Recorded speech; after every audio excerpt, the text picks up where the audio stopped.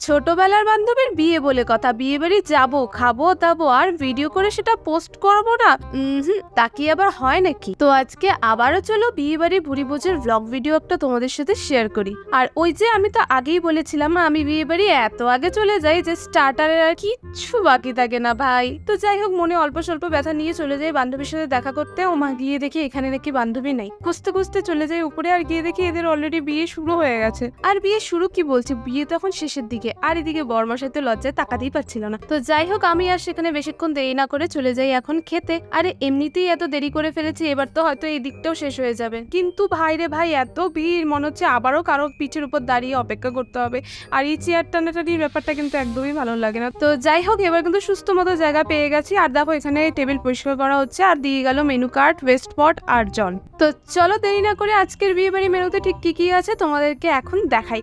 তো প্রথমেই দেখো, যেহেতু প্লেট দিয়ে গেছে তো আমি প্লেটটা ভালোভাবে পরিষ্কার করে নিয়েছি। আর তারপর দেখো দিয়ে গেল স্যালাড, আর সাথে ছিল কাটলেট। তো মেনু কার্ডে যেহেতু কাটলেটটা কি কাটলেট ছিল লেখা ছিল না, তার জন্য বুঝতে পারিনি, পরে খাওয়ার পরে যদিও বুঝতে পেরেছি। সাথে ছিল গ্রিন সস, আর এটা ছিল একটা ভেজিটেবল কাটলেট, ভীষণ ভালো ছিল খেতে। আর এই প্রথম মনে আমি কোনো বিয়ে বাড়িতে গিয়ে পুরো কাটলেটটা খেয়েছি। তো যাই হোক, তারপর দেখো দিয়ে গেল হচ্ছে সাদা ভাত, আর এখন দিয়ে যাবে হচ্ছে ভেজ ডাল। আর ভেজ ডাল আর সাদা ভাতের সাথে জানোই বেগুনি থাকে, কিন্তু এবার কিন্তু বেগুনি ছিল না, এটা ছিল মিষ্টি কুমড়ার বড়া বা মিষ্টি কুমড়ার পকোড়াও বলতে পারো। আর তারপরে দেখো সঙ্গে সঙ্গে দিয়ে গেল সয়া চিলি, আর এখানে কিন্তু সয়াবিনটা দেখো ভীষণই সফট ছিল আর খুবই জুসি ছিল, তো এটাও কিন্তু ভালো ছিল খেতে। আর তারপর দেখো আমি ডাল ভাত আর সয়া চিংড়ি দিয়েই খাচ্ছিলাম। আর তারপর সঙ্গে সঙ্গে দিয়ে গেল পটল চিংড়ি, আর যেখানে আমার পাতে একটাও চিংড়ি পড়েনি, আর আমার বুনুর পাতে কতগুলো চিংড়ি পড়েছে। তো তারপরে দেখো দিয়ে গেল কাতল কালিয়া, আর তারপর ছিল হচ্ছে পোলাও, বাসন্তী পোলাও ছিল এটাও বেশ ভালো ছিল খেতে।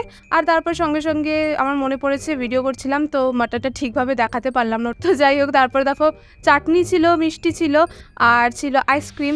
তো এখন আইসক্রিম খেয়ে দিয়ে এখন একবার যাচ্ছি উপরে ওর সাথে দেখা করতে। তো গিয়ে দেখি ওকে অলরেডি এখন বিয়েতে আবার নেওয়া হচ্ছে। তো আমাদের এদিকে খাওয়া দাওয়া করতে করতে কিন্তু ওর বিয়ে কমপ্লিট, আর ও এখন বাসি বিয়েতে বসেছে। তো এখন আমরা যাচ্ছি বাড়িতে।